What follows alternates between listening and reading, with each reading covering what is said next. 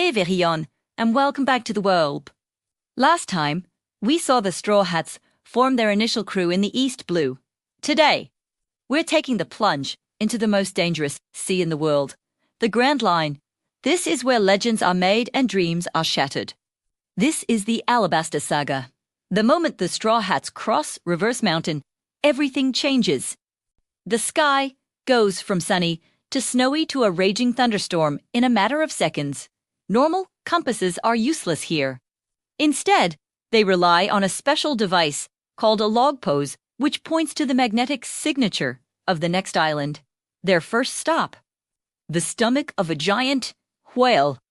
Inside, they meet Laboon, a massive island whale who's been ramming his head against the red line for 50 years, waiting for his pirate friends who promise to return. It's a heartbreaking story. Luffy, never one to let a friend suffer, picks a fight with Laboon and promises to come back for a rematch, giving the whale a new reason to live. It's our first taste of the profound emotional weight the Grand Line carries. Their log pose then leads them to Whisky Peak, a town that greets them with a massive party. They're hailed as heroes. But as Luffy, Usopp, and Sanji party themselves to sleep, Zoro stays vigilant. It turns out the entire town is a front for a secret organization of bounty hunters called Baroque Works. That night, Zoro single-handedly takes down 100 of them. When Luffy wakes up and thinks Zoro attacked the friendly townspeople, we get one of the most iconic and hilarious misunderstanding fights in the series, Luffy versus Zoro. After clearing things up, they discover the truth. One of the agents, Miss Wednesday, is actually Nefertari Vivi, the princess of the Alabasta Kingdom. Her country is being torn apart by a civil war orchestrated by the leader of Baroque Works, one of the 7 warlords of the Crocodile. The Straw Hats, moved by her plight, agree to help her save her kingdom. But the journey to Alabasta is treacherous. Their next stop is Little Garden, a prehistoric island where time has stood still. Here, they encounter 2 giants, Dory and Broggy, who have been dueling for 100 years straight over a matter of pride.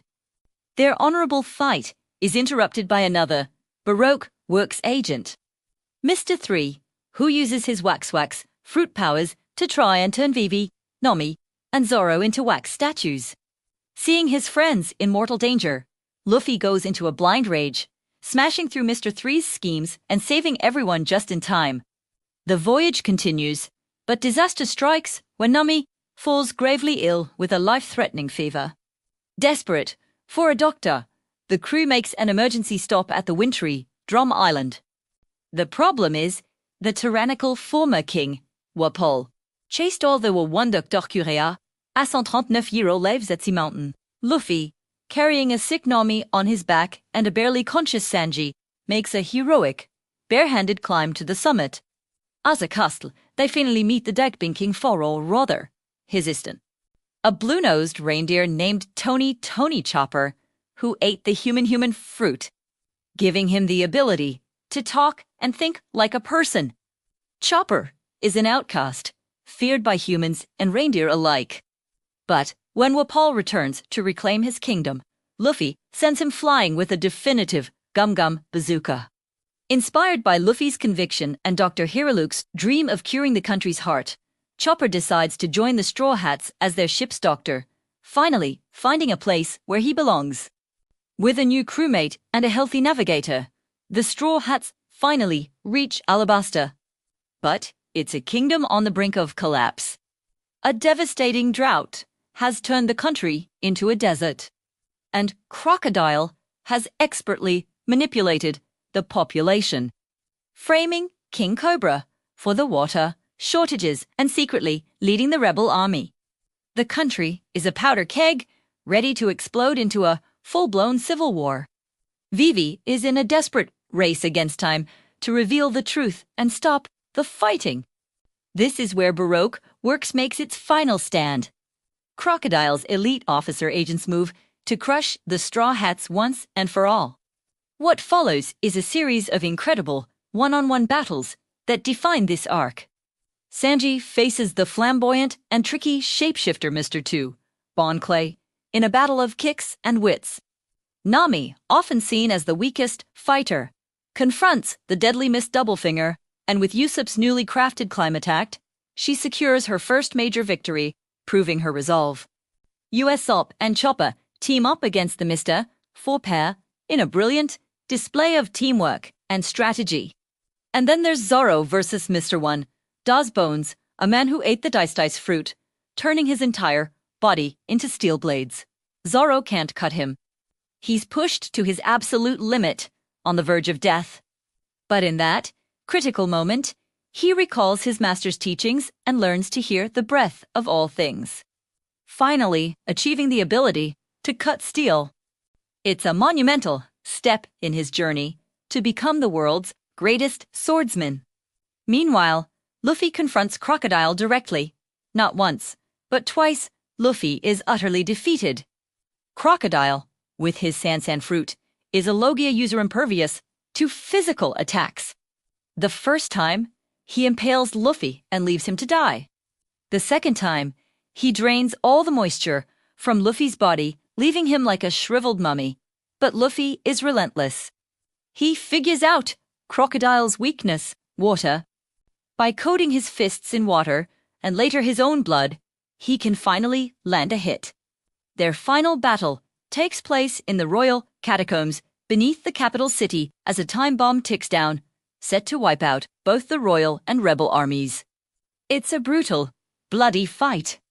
Crocodile unleashes his poison hook, but Luffy pushes through the pain, with the fate of the entire kingdom on his shoulders. Luffy unleashes a furious barrage of punches, the Gum Gum Storm, smashing Crocodile straight through the solid bedrock and up into the city square for all to see. The villain is defeated. The rain begins to fall. With Crocodile's defeat, the truth is revealed. Vivi gives a passionate speech that stops the war, and the kingdom of Alabasta is saved. The Straw Hats have to leave in secret to avoid being captured by the Marines. In one of the most iconic and emotional farewells in all of anime, they can't respond to Vivi's question of whether they are still friends. Instead, from their ship, they all silently raise their arms, revealing the X mark they all drew on their wrists, a hidden symbol of their unbreakable bond. But the saga has one last surprise.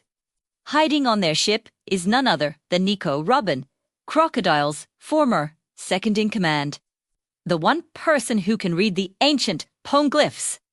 She tells Luffy that she has nowhere else to go and that he is responsible for her life now.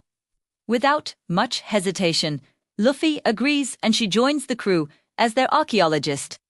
The Alabasta Saga concludes with the Straw Hats sailing away, now a crew of 7. They're stronger, more united, and have made a lasting impact on an entire nation. They proved that even a small group of determined friends can change the world.